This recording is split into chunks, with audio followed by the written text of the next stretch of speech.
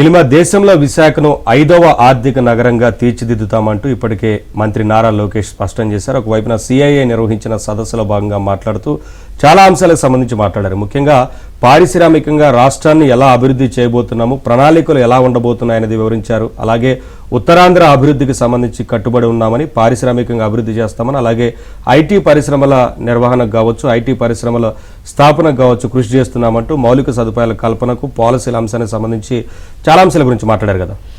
చూద్దాం. విశాఖను దేశంలో 5వ ఆర్థిక నగరంగా అభివృద్ధి చేస్తామని ఏపీ ఐటీ మానవ వనరుల శాఖ మంత్రి నారా లోకేష్ అన్నారు.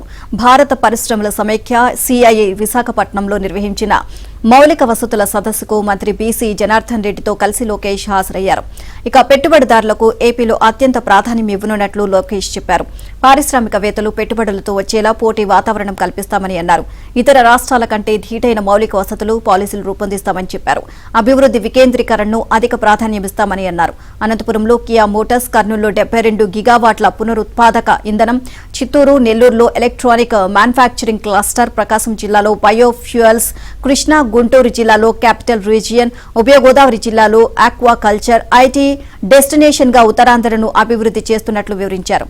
విశాఖను ప్రపంచానికి డేటా హబ్ గా మారుస్తామని అన్నారు.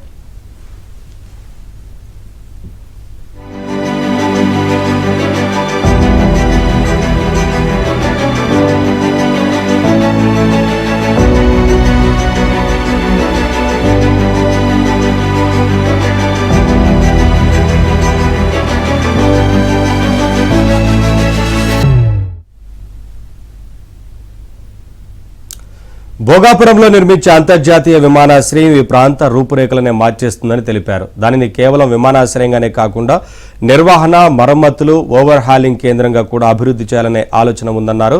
విశాఖ నుంచి 15 రోజుల్లో అంతర్జాతీయ కార్గో రవాణాకు చర్యలు చేపడతామన్నారు. సరుకు రవాణాకు డెడికేటెడ్ కారిడార్ ప్రతిపాదన ఉంది అన్నారు. ఇక విశాఖ చెన్నై పారిశ్రామిక కారిడార్ ను త్వరగా పూర్తి చేయనున్నట్లు చెప్పారు. ఈజ్ ఆఫ్ డూయింగ్ బిజినెస్ ను స్పీడ్ ఆఫ్ డూయింగ్ బిజినెస్ గా మార్చి మరింత వేగవంతం చేస్తామని అన్నారు. ఇక ఓవరాల్ గా ఇదే అంశానికి సంబంధించి మరిన్ని అప్డేట్స్ మా కరెస్పాండెంట్ నాయుడు అడిగి తెలుసుకుందాం. నాయుడు, సిఐఏ సదస్సులో లోకేష్ చాలా విషయాలు ప్రస్తావనకు రావడం జరిగింది. సో ఓవరాల్ గా అప్డేట్స్ ఏంటి?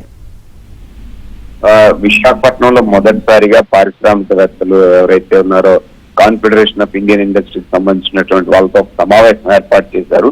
సో ఈ సమావేశంలో ప్రధానంగా ఆంధ్రప్రదేశ్ ఉన్నటువంటి పొటెన్షియాలిటీ, చిత్తూరు నుంచి శ్రీకాకుళం వరకు ఏ ప్రాంతాల్లో ఎలాంటి ప్రాధాన్యత ఉంది అనే పొటెన్షియాలిటీ చెప్పడంతో పాటుగా ప్రధానంగా ఉత్తరాంధ్ర ప్రాంతంలో ఉన్నటువంటి దీన్ని పూర్తి స్థాయిలో అభివృద్ధి చేసేందుకు ఇప్పుడు కట్టుబడి ఉంది. విశాఖపట్నం అనేది ఇప్పుడు మా మొదటి ప్రయారిటీ కాబట్టి సో విశాఖపట్నంలో ఉన్నటువంటి ఐటీ హబ్ ని డెవలప్ చేయడంతో పాటుగా ఈ విశాఖపట్నంలో ఒక డేటా సెంటర్ ని ఏర్పాటు చేస్తే దాన్ని పూర్తి స్థాయిలో అందుబాటులోకి తీసుకొస్తే ఉపాధి ఎక్కువగా కల్పించడానికి ఆస్కారం ఉంటుంది. అలాగే ఇక్కడ విశాఖపట్నంలో ఏదైతే ఐటీ ఇండస్ట్రీ ఉందో అక్కడ ఉన్నటువంటి సమస్యలను గత 5 ఏళ్లుగా గత ప్రభుత్వం పట్టించుకోలేదు. ఇప్పటికి కూడా వాళ్ళకి ఇవ్వాల్సినటువంటి ఏవైతే రాయితీలు ఇవి చెల్లించలేదు, కనీసం ఆ ఫైల్స్ కూడా అప్లోడ్ చేయనటువంటి పరిస్థితి ఉంది. వీటన్నిటినీ కూడా మేము పరిశీలించడం జరిగింది.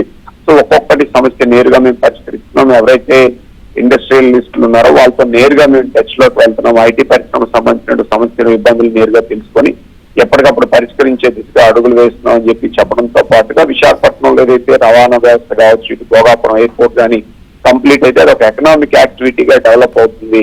సో దాని ద్వారా మిగతాయి కూడా అభివృద్ధి చెందడానికి ఎక్కువగా ఆస్కారం ఉందనే విషయాల్ని నేరుగా లోకేష్ చెప్పినటువంటి పరిస్థితి ఉంది. మరోవైపు ఈ పారిశ్రామికవేత్తలకు సంబంధించి ఏ సమస్యను, ఏ ఇబ్బంది ఉన్నా మేము పరిష్కరించే దిశగా చేస్తాము. సో అన్ని విషయాల్లోనూ ఆల్రెడీ ప్రభుత్వం ముందంజలో ఉంది కాబట్టి పారిశ్రామికవేత్తలు ఎవరైనా, ఎందుకంటే గత 5 ఏళ్ళలో ఎలాంటి జరగలేదు, బట్ ఇక్కడ నుంచి మా మీద నమ్మకం ఉంచాలి. అయితే సాధారణ పారిశ్రామికవేత్తల్లో వీళ్ళలో చాలా మందిలో ఒక భయం ఉంది, నెక్స్ట్ మళ్ళీ ప్రభుత్వం వాళ్ళు ఏం చేస్తామని. అలాంటి ఉద్దేశాలు అసలు పెట్టుకోవద్దు. ఖచ్చితంగా మేము అన్ని విధాలుగా పనిచేసేందుకు సిద్ధం ఉన్నాం, ముందుకు రావాలి, పెట్టుబడులు కానీ విధానం పెట్టేందుకు ముందు రావాలని చెప్పి ఆయన స్వయంగా చెప్పడంతో పాటుగా సో ఇక్కడ ఏ సమస్య వచ్చినా వాటిని పరిష్కరించేది ఆల్రెడీ పారిశ్రామికవేత్తలు ఆల్రెడీ కొన్ని రోజుల క్రితం తమకు కలిసి కొన్ని రకాల రాయితీలకు సంబంధించి కానీ లేకపోతే జియో తీసుకోవడం పైన కూడా క్లారిటీ అడిగారు. అలాగే ఒక పాలసీ కూడా ఏదైతే ఐటీకి సంబంధించిన పాలసీ కూడా రూపొందిస్తున్నా అది కూడా త్వరలోనే వస్తుందని చెప్పి ఉన్నటువంటి పారిశ్రామికవేత్తలు వీళ్ళందరితో కూడా చెప్పినటువంటి పరిస్థితి ఉంది. అలాగే విశాఖ నగరంలో ఉన్నటువంటి ట్రాఫిక్ సమస్యతో పాటుగా సో ఏవైతే ఉన్నాయో కారిడార్స్ వీటిని కూడా డెవలప్ చేయడానికి పూర్తి స్థాయిలో చర్యలు తీసుకుంటామని చెప్పి స్వయంగా నారా లోకేష్ వాళ్ళకి హామీ ఇవ్వడంతో పాటు ఎప్పటికప్పుడు టచ్ లో ఇక పైనుంచి ప్రతిసారి కూడా విశాఖపట్నం సమస్యలు ప్రస్తావించడంతో పాటు ఇక్కడ కూర్చొని నేతలతో కూడా మాట్లాడతానని స్వయంగా చెప్పినటువంటి పరిస్థితి ఉంది. Right, thank you Naidu.